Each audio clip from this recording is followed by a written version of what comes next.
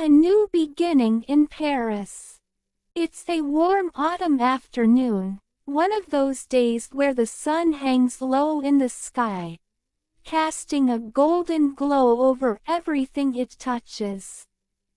I'm riding a ferry across the Seine River in Paris, a small break from my routine. As the boat moves smoothly along the river, I can see the Eiffel Tower standing tall in the distance, its metal structure gleaming under the soft sunlight. The gentle rippling of the water beneath the boat creates a soothing rhythm, calming my nerves. Paris is beautiful, and this peaceful boat ride is one of my favorite ways to experience the city. But despite my love for this place, there's a part of me that feels restless, like I'm missing something. Two men sit a few seats away from me. I notice them because of their voices. They're speaking English.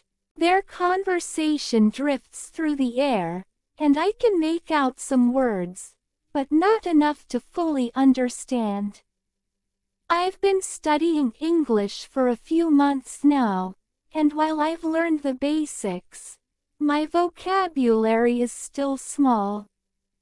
Sometimes I feel like the words float around me, just out of reach, no matter how hard I try to grab them.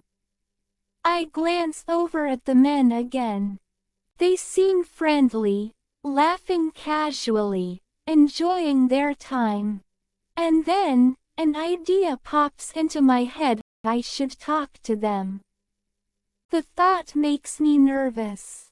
What if I say something wrong? What if they don't understand me? But deep down, I know that if I don't practice speaking, I won't improve. I take a deep breath, my heart pounding a little faster, and decide to be brave. I shuffle a bit closer and, in my basic English, say, "Hello. Where are you from?" They turn to me with welcoming smiles, and to my surprise, they understand me. One of them, a tall man with curly hair, responds, "We're from Canada. We've been traveling around Europe and just came from an art festival in Barcelona. What about you?" His English is smooth and quick, and I don't catch everything he says. But I gather enough to keep the conversation going. I tell them I'm from France and that I'm learning English. My sentences are simple, and my words don't always come out right, but they don't mind. They seem happy to help, speaking slowly and clearly, giving me time to understand and respond. Our conversation lasts about 10 minutes, and though it's short, it feels like an accomplishment.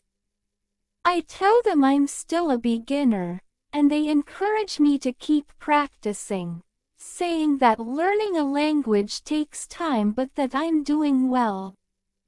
As we near the next stop, they stand up to leave.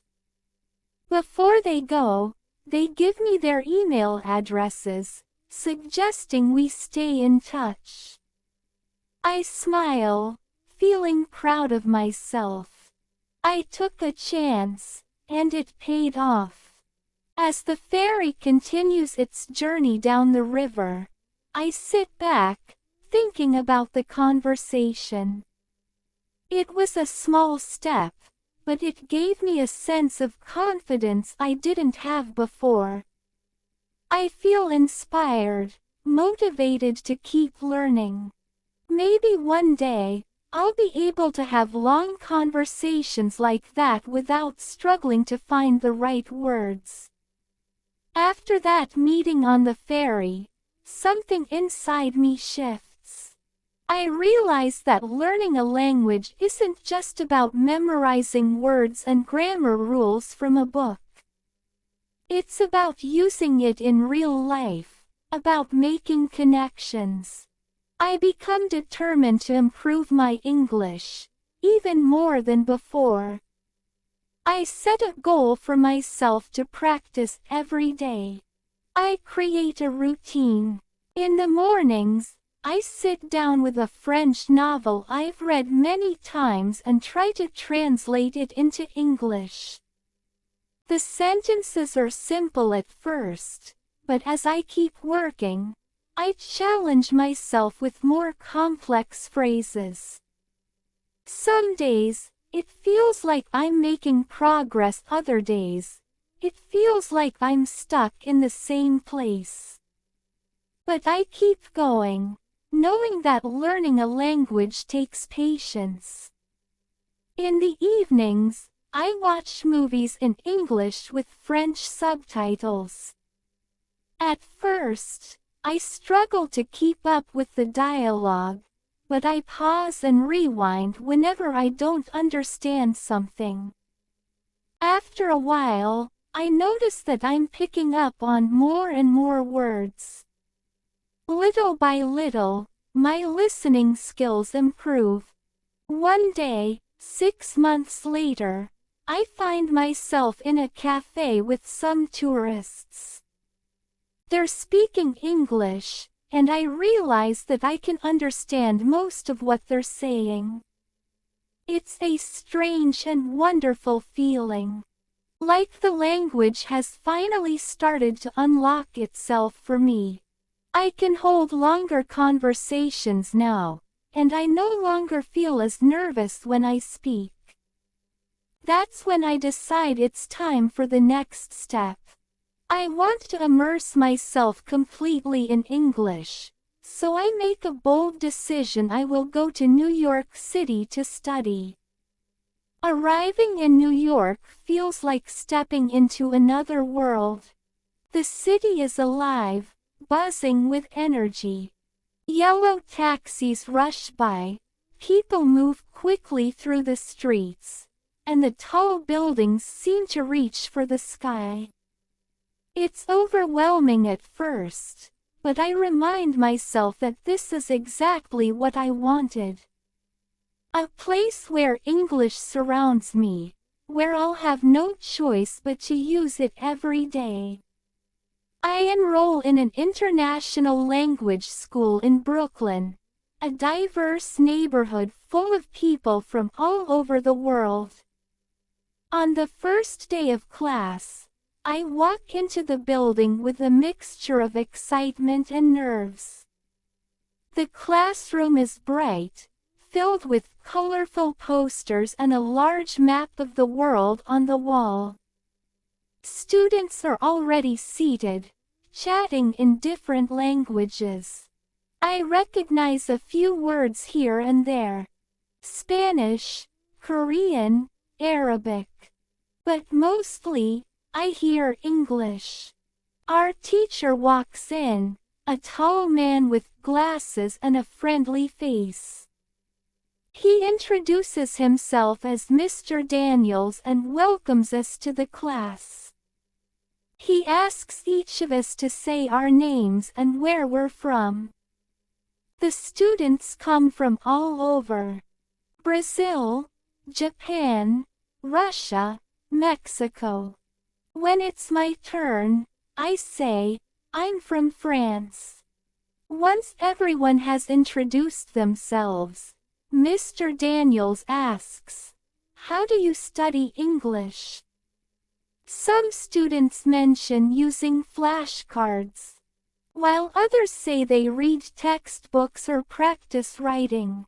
I think about my own experience, how I've been translating books and watching movies, but I'm still not sure if I'm doing it right. Mr. Daniels smiles and says, "There are many ways to learn a language, but I'm going to tell you something that might surprise you. You don't need to study English by memorizing long lists of words or grammar rules. The key to learning a language is simple: use it as much as you can. Speak, listen, write, and read every day, even if you make mistakes. The more you use the language, the better you'll get. I feel a sense of relief wash over me. I've never liked studying grammar or memorizing vocabulary. Mr. Daniels continues, language is for communication. It's more important to practice speaking and understanding than to focus on theory.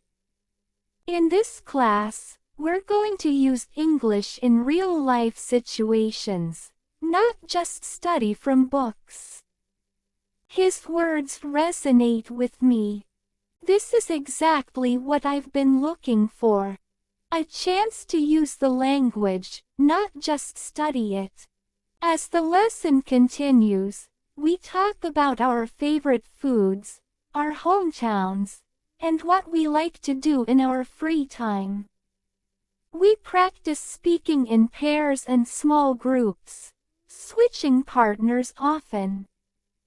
The classroom is filled with laughter and conversation, and for the first time in a long time, I feel comfortable speaking English. Over the next few weeks, I grow more and more confident in my English. Every class is filled with conversations, and I start to notice a real difference in the way I speak. Words come more easily, and I don't worry as much about making mistakes. I even start thinking in English sometimes, without having to translate from French in my head. Outside of class, I explore the city, putting my new skills to the test. I order food in restaurants, ask for directions on the subway, and chat with locals in parks. There's something exhilarating about using English in real-world situations, knowing that I'm improving with every interaction. One day, as I'm sitting in Central Park, watching the people go by, I think back to that day on the ferry in Paris. It feels like a lifetime ago now. That small conversation with the Canadian tourists was the spark that set me on this journey, and now here I am, in New York, speaking English confidently in one of the biggest cities in the world. By the end of the course, I feel ready for the next challenge. I start thinking about applying for a job where I can use my English skills every day. It's a big step, but I'm excited about what the future holds. I know there's still so much to learn, but I'm proud of how far I've come.